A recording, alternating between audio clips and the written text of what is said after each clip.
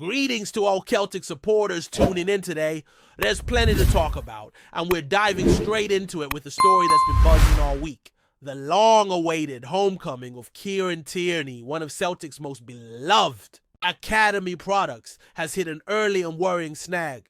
Just when fans were starting to dream about his return to paradise, news broke that Tyranny has withdrawn from Scotland duty due to injury. And while injuries in football are nothing new, this one feels particularly frustrating given the timing and the circumstances surrounding it. Tyranny, who is 28 now, was on the pitch during Scotland's bruising 3-1 defeat to Iceland at Hampden Park. It was a tough watch for Scotland fans, not just because of the scoreline, but also due to the performance. And one of the more concerning sights was Tyranny himself. From the very first whistle, there were signs that something wasn't quite right. He looked off the pace short of sharpness and not his usual self. That alone was enough to raise eyebrows, but things escalated quickly once it became clear he'd been nursing a knock even before joining the national team. Steve Clarke, Scotland's manager, confirmed that Tyranny wasn't fully fit when he arrived in camp. That revelation has opened the floodgates of criticism. Why was he even selected for a friendly that, let's be honest, had little at stake in? More importantly, why was he played at all? Everyone knows Tyranny's injury history. He's had a stop-start few years struggling for consistent game time, both at Arsenal and during his loan spell at Real Sociedad. So putting him out there in a match that carried no real competitive weight has struck many as a needless risk. For Brendan Rodgers and Celtic, this is nothing short of a headache. The plan was to reintegrate Tyranny into the squad during pre-season, giving him the time and structure to build rhythm, regain fitness, and hit the ground running. That strategy now hangs in the balance. Preseason is just around the corner, and Tyranny's availability has suddenly turned into a big question mark. And with Greg Taylor now officially out the door, making his move to Greece, the timing couldn't be worse. Celtic's left-back position, once a point of depth and strength, is suddenly looking like a cause for concern. And here's the thing, Tyranny isn't just any left-back. He's a symbol, a product of the club's own system, a fan. At heart, someone who's always played with his chest out and the badge close. His potential return this summer had stirred real excitement among the support. His pace, his drive, the way he attacks space down the flank, these are elements Celtic have missed. He brings more than just quality, he brings identity. But all of that only matters if he's actually on the pitch. Clarke, trying to offer some clarity, said that both Scott McTominay and Tyranny came into camp carrying niggles from the tail end of the season. According to him, with a longer break between games, they might have had a better chance of recovering. But with the campaign now officially over for Scotland, he stressed the importance of a good summer break so that both players can return in top form come the autumn. That sounds reasonable on paper, but in the world of football, timing is everything. And this couldn't have come at a worse one for Celtic. There's also the psychological factor to consider. Tyranny's return was meant to be a reset, a homecoming, a new chapter after years of battling setbacks abroad. Coming back to Celtic was more than just a career move. It was emotional. A chance to re-establish himself, to feel the love of the crowd again, and to play with the freedom and fire that once made him such a standout at Parkhead. But now, with uncertainty clouding his immediate future, that buzz has been interrupted. Not gone, but certainly paused. Celtic's medical team now holds the key. They'll be monitoring him closely, assessing every detail and trying to map out the safest route to recovery. What's clear is that there will need to be a measured approach. No rushing, no unnecessary risks, just a careful, well-managed return. Rodgers and his staff will want him fully fit for the season ahead, but they also know how fragile this situation can be. Managing Tyranny's minutes will become crucial, especially with the club fighting on multiple fronts: domestic league cups and European competition. And for the supporters, it's a waiting game. Everyone's hoping this withdrawal from Scotland is purely precautionary, that it's not the start of another long layoff.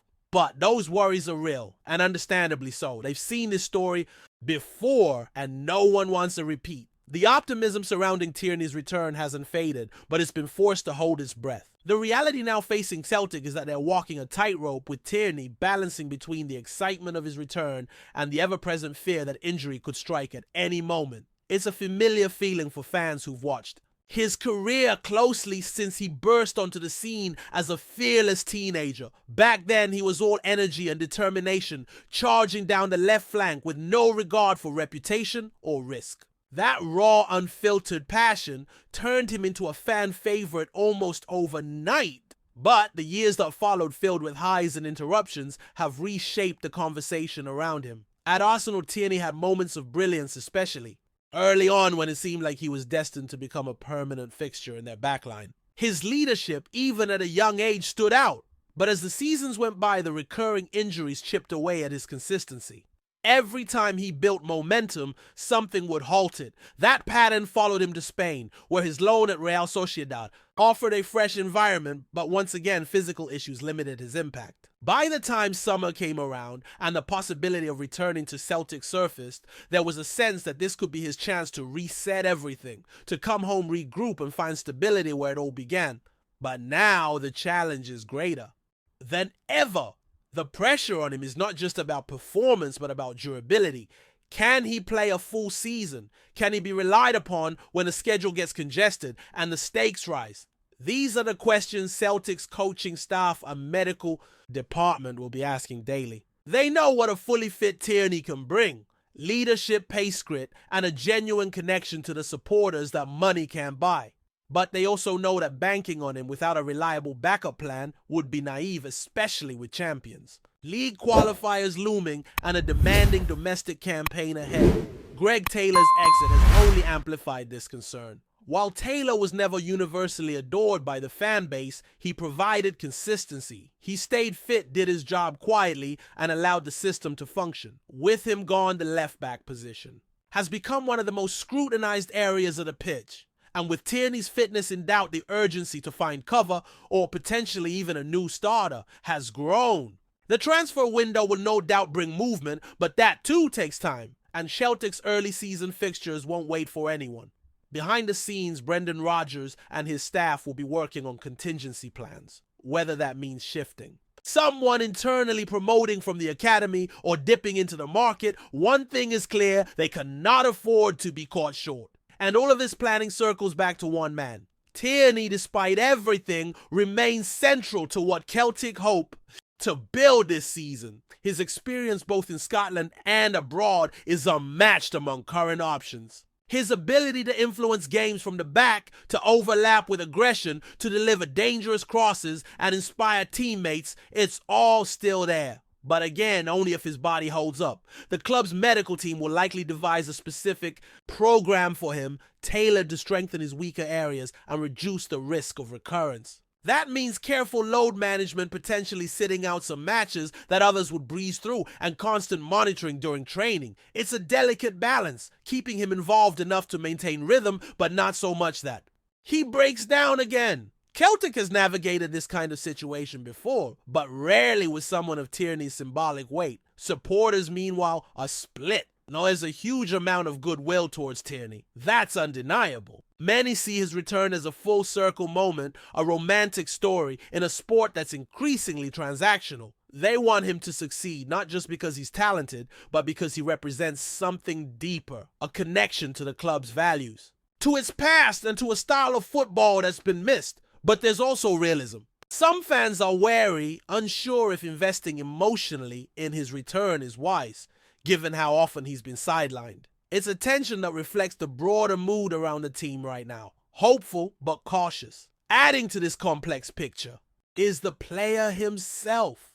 Tyranny has never been one to hide his emotions. His love for Celtic has always been worn on his sleeve. From interviews to gestures on the pitch, it's clear he's not returning out of convenience. This is personal for him. It's about proving he can still perform at the highest level, but also about giving something back to the club that shaped him. That sort of motivation can be powerful, especially in a league where passion can sometimes outstrip tactics. But again, none of it matters if he's watching from the sidelines. Rodgers, known for his man management, will play a key role in navigating this situation. He'll need to support Tyranny emotionally while also making hard calls about his usage. There will be moments where resting him is the smart play, even if fans are desperate to see him start.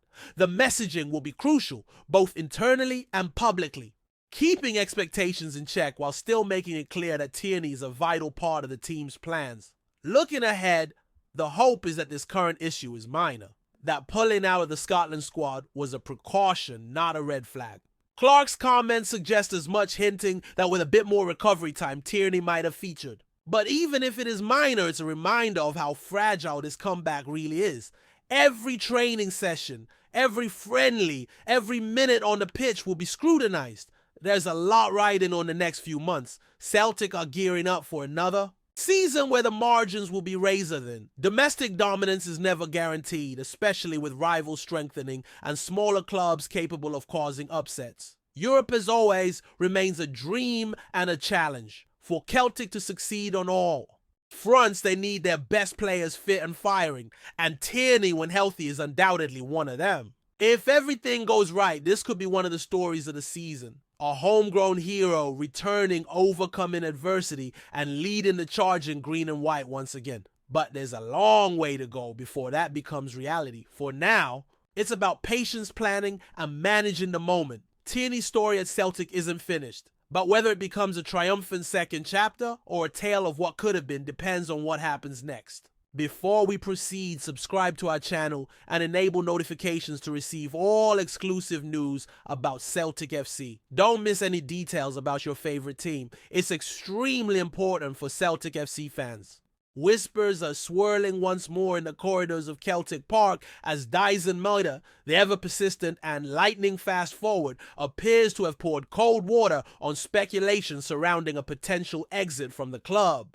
While transfer season always brings a storm of rumors, sources close to the Japanese international suggest he's keen to stay in the East End of Glasgow, at least for now. There had been mounting chatter across the terraces and in footballing circles that MAEDA could be on the move this summer, with a handful of European sides reportedly keeping tabs on the 26-year-old Dynamo. His pace, work ethic, and ability to press relentlessly have not gone unnoticed, and with Celtic already gearing up for another Champions League campaign, his name had emerged as a potential target for clubs on the continent and beyond. But in a turn that sent ripples through the Hoops faithful, MAEDA has allegedly made it clear he's committed to the Parkhead project under Brendan Rodgers. Word is the player himself has communicated his desire to remain in Glasgow's green and white, keen to build on what's already been a successful spell since his arrival from Yokohama F. Marinos.